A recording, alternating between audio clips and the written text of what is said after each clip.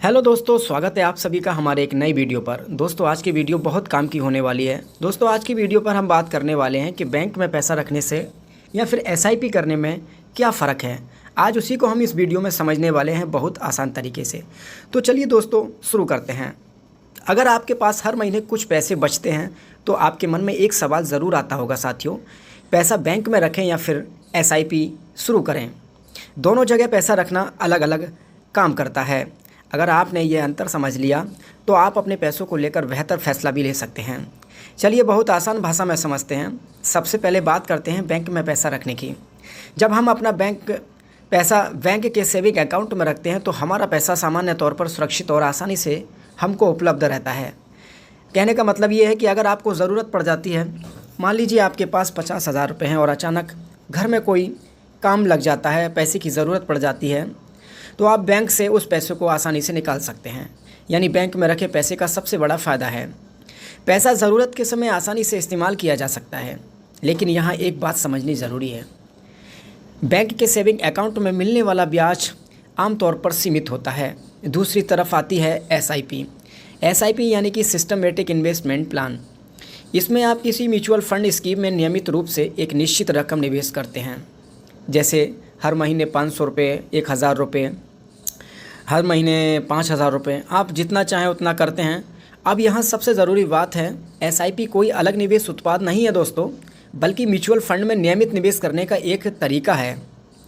और mutual fund का पैसा बाज़ार से जुड़ा होता है, इसलिए इसमें रिटर्न की गारंटी मेरे दोस्तों नहीं होती। और बाज़ार ऊपर नीचे होने पर आपके निवेश की वैल्यू भी ऊपर नीचे हो सकती है। तो फिर लोग एसआईपी क्यों करते हैं?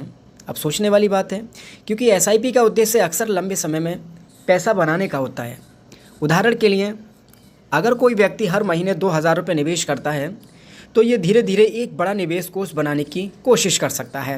मान लीजिए, ध्यान रखिए कि एसआईपी में पैसा बढ़ेगा ही, ऐसी कोई गारंटी वाला नियम भी नहीं है। रिटर्न बाज़ार के प्रदर्शन चुने हुए म्यूचुअल फंड पर निर्भर करता है। बाज़ार नीचे आता है, ऊपर आता है, उस पर आपका रिटर्न क्या आएगा वापस, उस पर निर्भर करता है। अब एक आसान उदाहरण समझिए। मान लीजिए आपके पास 10,000 रुपये हैं। अगर ये पैसा आपको अगले कुछ महीने में किसी ज़रूरी काम के लिए चाहिए तो आपको ऐसे पैसे को जोखिम वाले निवेश में डालने से पहले अच्छी तरह सोचना समझना चाहिए।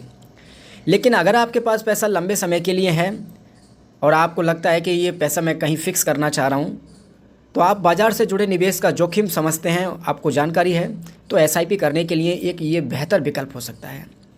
आप इसका एसआईपी कर सकते हैं। अब सवाल है कि बैंक या एसआईपी, इनमें बेहतर कौन है? तो इसका सीधा जवाब है, ये आपके लक्ष्य पर निर्भर करता है। अगर पैसा आपको जल्दी चाहिए तो पहले अपनी ज़रूरत और आपातकालीन बचत को प्राथमिकता दीजिए। अगर आपका लक्ष्य लंबे समय का है और आप बाज़ार के उतार चढ़ाव को समझते हैं तो एसआईपी पर विचार किया जा सकता है दोस्तों।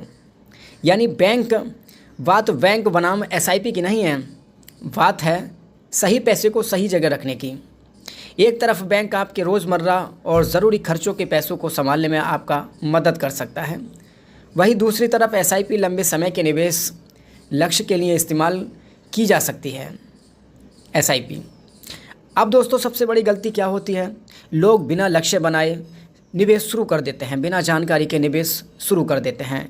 इसलिए पहले तय कर लीजिए आप पैसा किस लिए चाहिए, कब चाहिए और कितना जोखिम आप उठा सकते हैं। फिर उसी हिसाब से आप फैसला लीजिए। एक बात याद रखिए, पैसा कमाना ज़रूरी है, पैसा बचाना ज़रूरी है, लेकिन बचाए हुए पैसे को सही तरीके से इस्तेमाल करना भी मेरे दोस्त उतना ही ज़रूरी है। अगर आपको ये जानकारी उपयोगी लगी हो तो ये वीडियो को लाइक करें और चैनल को सब्सक्राइब करें। हाँ, मैं मिलता हूँ आपसे अगली वीडियो में एक नई और काम की जानकारी के साथ। तब तक के लिए नमस्कार।